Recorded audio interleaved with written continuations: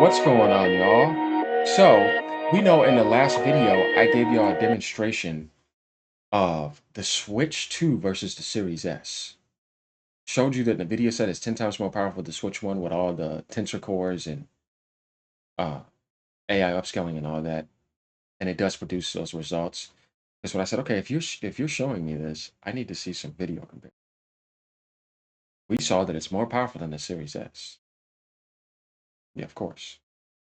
You look at Cyberpunk, see it's more powerful than the Series S.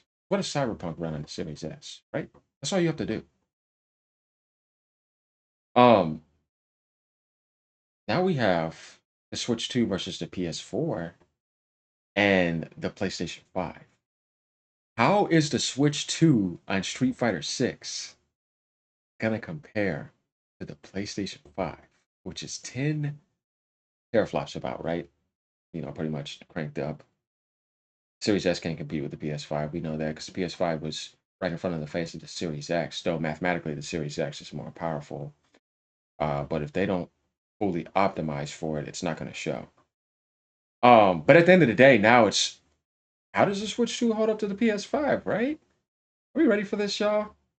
Like, comment, subscribe. Let me know what y'all think. It gets interesting. And as you saw lately, we're doing all types of content over here. What y'all got to say? Oh, I've been doing this. Let's go.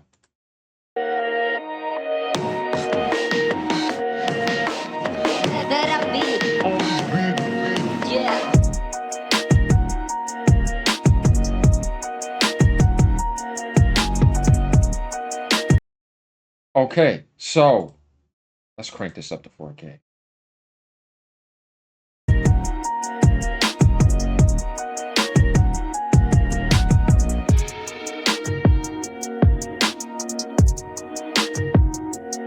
Switch 2 version clearly is better, but obviously the Series S is more powerful than the base PlayStation 4.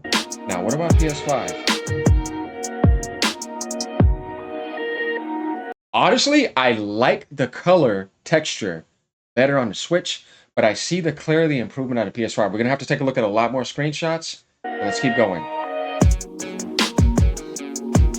All right, let's stop here. This is not a comparison, but it's not bad. It holds up. If we look at like situations like this, we can start to see that's pretty damn interesting. Man, Nvidia's AI upscaling is so goddamn impressive. It blows my mind, y'all, that they're hanging with the PS5 here. This is crazy.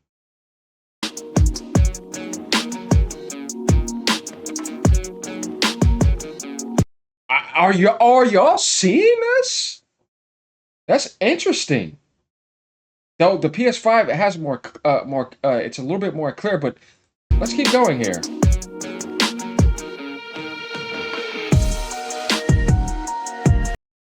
I don't know, man. The Switch 2 right here is looking more. Maybe we're gonna have to keep looking. Yeah, just look at this right here. Look at this right here. Now watch. I don't think that looks better. All right, let's keep looking at these screenshots.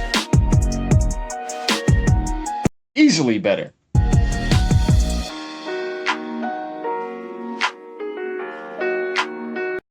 Okay, now here the PS5 it has more AA going here for it. You could tell some settings are cranked up a little bit more, but damn, the Switch 2 is holding its ground. I see it. Very nice here. Let's talk about what is like when you look at the Switch 2. It's almost like if you take a screenshot, right, and you hit a filter on the camera.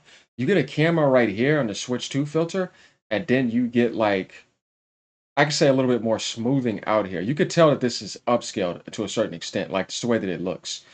This still looks well. It's not too bad, but because like you could kind of see a similar aspect to the PlayStation settings here, like the way that they have it optimized. Whereas on the Switch, there's a different aspect here. This can clearly be seen here, but the AA here is definitely more smooth. Like you can see like this right here, all these little painted little aspects. Where on the PlayStation 4, that's not existing even, and the PS5 it exists.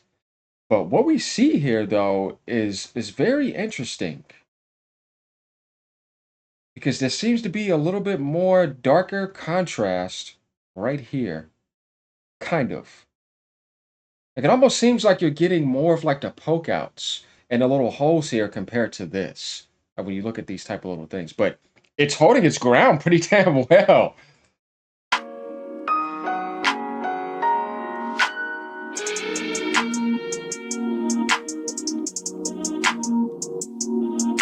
Interesting. Background. Yeah, I don't know what is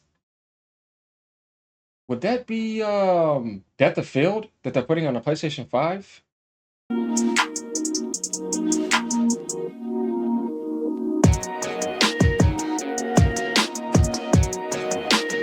Way better.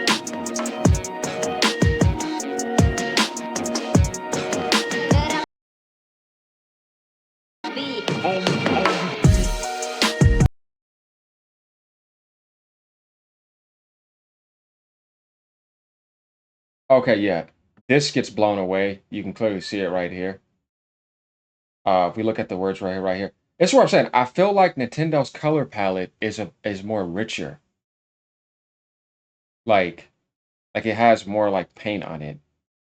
Um Not massively, but you can kind of see some things. Like it's holding its ground. Crazy.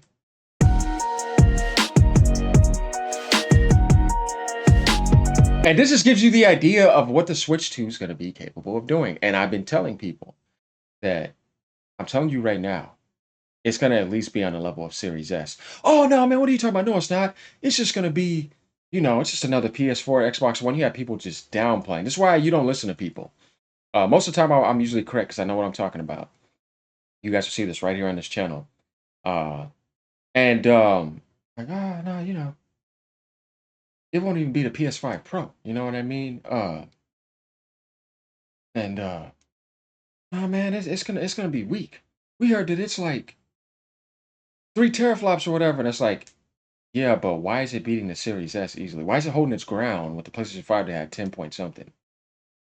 You ain't competing with Nvidia's AI upscaling system, and the fact that they gave them tensor cores, oh man, that's crazy. But yeah, they were wrong. What do you have to say about that?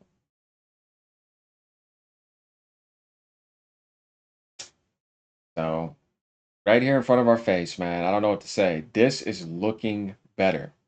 I don't know. I feel like there's a little bit more clarity here, and it's a little bit more clear on this. Let's just this is in the way, honestly. So I don't know. But what I can tell you is that it's not like, oh yeah, this is blowing it out of the water on the right. I don't see that. That's crazy. Let's keep going.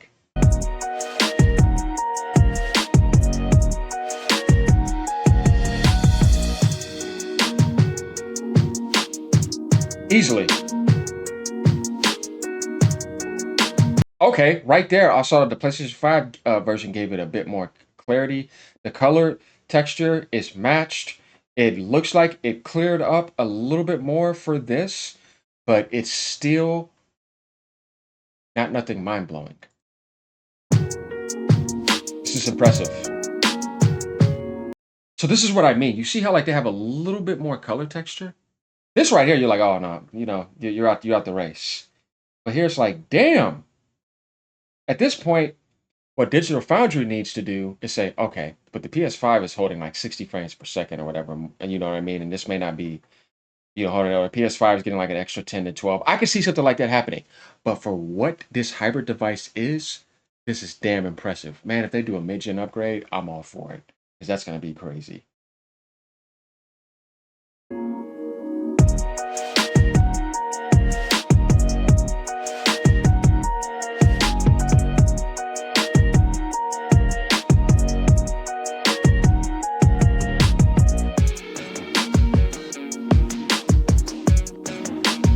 Oh yeah, that looks way better.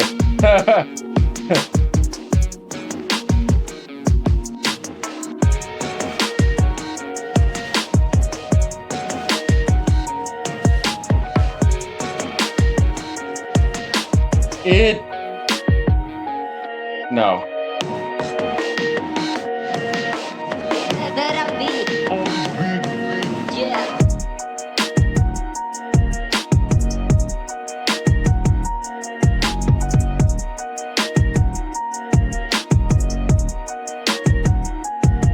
30 frames per second. It's choppy, look at it.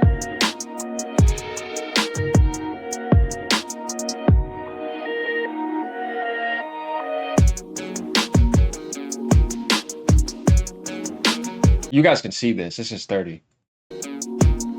But like I said, for PS4, I mean, it's holding its weight. It's not like it's bad.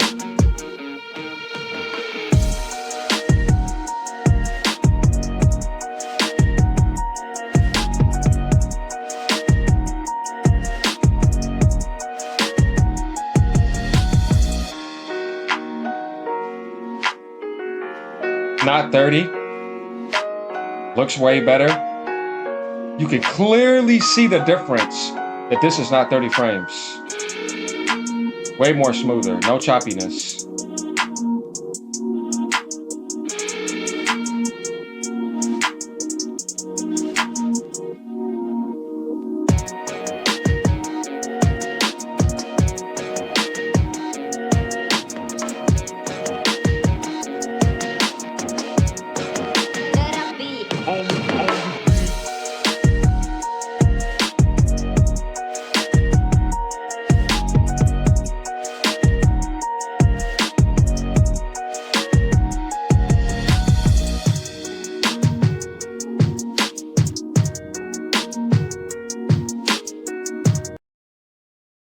Impressive, isn't it?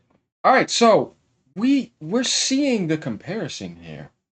Like it's just going ahead. The Switch 2 holds its ground against the PlayStation 5. Tell me y'all are not impressed. I am. This is crazy. So yeah, that's pretty damn interesting, right? Because this just kind of gives us a highlight about, okay, I didn't expect this. Well, of course, Nvidia is only on PC, right? And I've been trying to tell people, man, when it comes to Nvidia, though, if they fully optimize, since they worked with them, with them, with their AI upscaling system too, with DLSS, you're gonna see